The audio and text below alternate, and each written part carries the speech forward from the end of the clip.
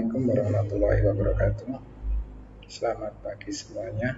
Pada kesempatan hari ini kita akan belajar IPA mengenai materi selanjutnya, jaringan, organ, sistem organ, dan organisme. Pada minggu yang lalu kita sudah belajar mengenai sel. Bentuk sel dan fungsi-fungsi dari organel sel sudah kita bahas minggu lalu. Pada kesempatan pagi ini saya akan melanjutkan mengenai kelanjutan dari materi mengenai organisme kehidupan. Organisme kehidupan itu terdiri dari sel, jaringan, organ, sistem organ, dan makhluk hidup. Untuk sel sudah kita pelajari minggu yang lalu. Sekarang kita akan belajar mengenai organ, jaringan, organ, sistem organ, dan makhluk hidup. Saya ulangi sekali lagi, kalau sel itu merupakan bagian terkecil dari makhluk hidup.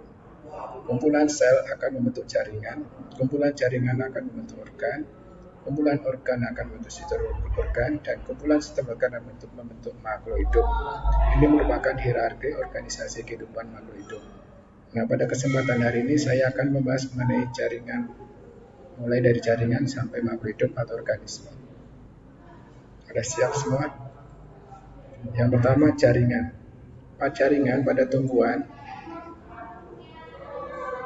itu ada satu epidermis, merupakan lapisan paling luar melapisi permukaan akar, batang, dan daun yang fungsinya untuk melindungi dari tumbuhan tersebut. Yang kedua itu jaringan meristem, jaringan yang sel muda yang akan terus membelah. Biasanya jaringan meristem ini berada di ujung akar, ujung batang, dan ujung daun, dan juga selain ada di kambium.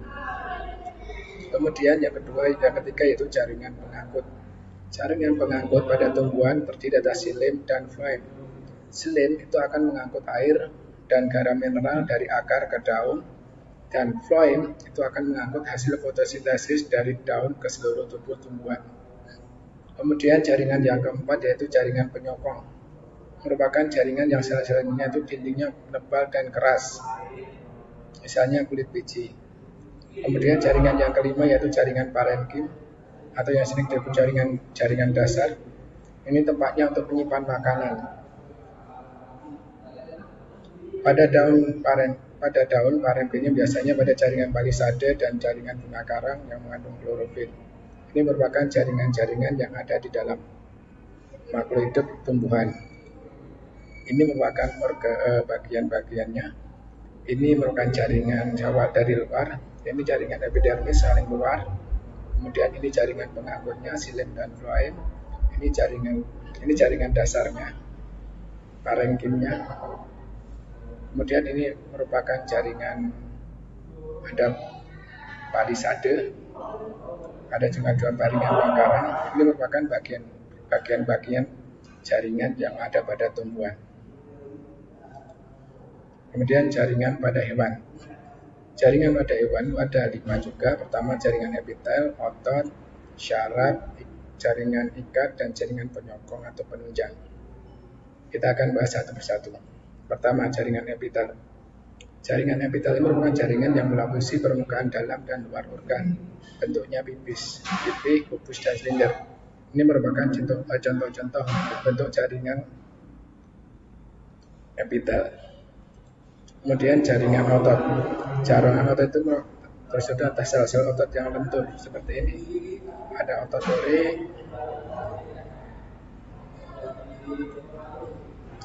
dori, otot polos, dan otot jantung. Ini merupakan jaringan-jaringan otot. Otot dori itu selnya ada di pinggir, otot polos selnya di tengah, otot jantung selnya juga di tengah tapi tidak beraturan. Kalau sel otot polos ini agak beraturan. Otot dori. Kemudian jaringan saraf. Ini merupakan jaringan saraf yang ada dalam tubuh makhluk hidup, hewan atau manusia. Ini merupakan satu buah sel saraf. Ini yang panjang ini dendrit. Ini badan sel. Ini penghubungnya namanya akson, dan ini merupakan selaput myelin. Dan setiap sel akan bersambung namanya sinapsis, penghubung antar sel. Kemudian jaringan yang keempat yaitu jaringan ikat. Jaringan yang menghubungkan bagian tubuh dengan bagian yang lain. Misalnya ada tendon, ligamen, atau yang biasanya ada di siku, kemudian di kaki, di tangan, itu merupakan jaringan namanya jaringan ikat.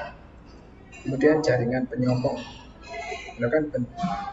yang bertugas memberi bentuk tubuh, melindungi tubuh dan menguatkan tubuh.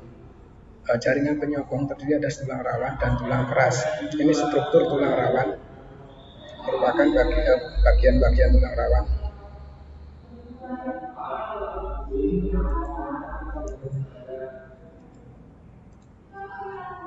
Nah, jaringan-jaringan ini secara kesatuan, kumpulan-kumpulan jaringan akan membentuk yang namanya organ.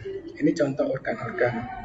Kalau pada hewan atau manusia ada namanya ginjal, otak, usus, paru-paru, dan lain sebagainya. Tetapi kalau pada tumbuhan ada akar, batang, daun, bunga, dan buah. Ini merupakan contoh-contoh organ pada makhluk hidup yang yaitu pada hewan dan pada tumbuhan. Kemudian sistem organ. Sistem organ kerjasama satu organ satu dengan yang lain mendukung sistem yang lain. Misalnya sistem pernapasan, digestif, pencernaan, sistem peredaran darah. Ini contohnya. Ini merupakan satu contoh sistem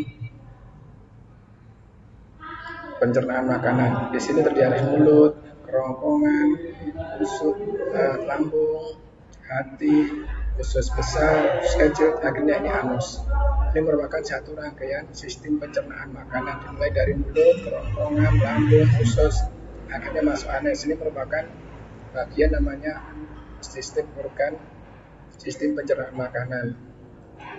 Kemudian sistem yang saya contohkan lagi yaitu sistem peredaran darah, di mana organnya ada sistem organnya itu terdiri dari organ jantung dan pembuluh darah.